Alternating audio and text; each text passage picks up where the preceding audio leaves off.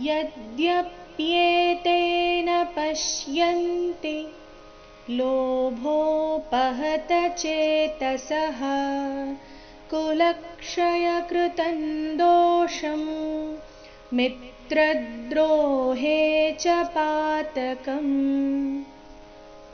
ಯದ್ಯಪ್ಯೇತೆ ಇಲ್ಲಿ ಆಘಾತಗಳ ಮೇಲೆ ಗಮನ ಕೊಡಬೇಕು.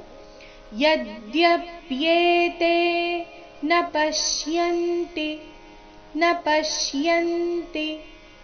ಲೋಭೋ ಪಹತ ಚೇತಸಃ.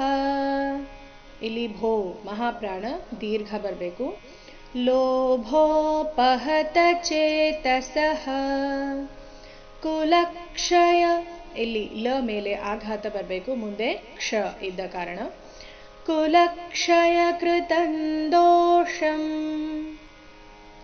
ಮಿತ್ರದ್ರೋಹೇ ಆಘಾತಗಳ ಮೇಲೆ ಗಮನ ಕೊಡಬೇಕು.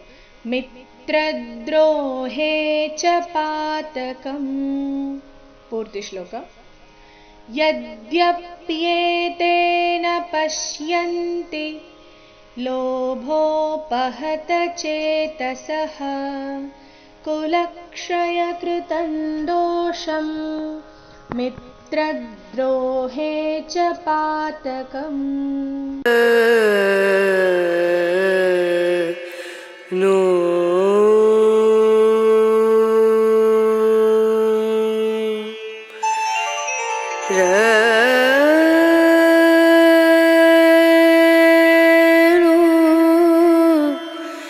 रे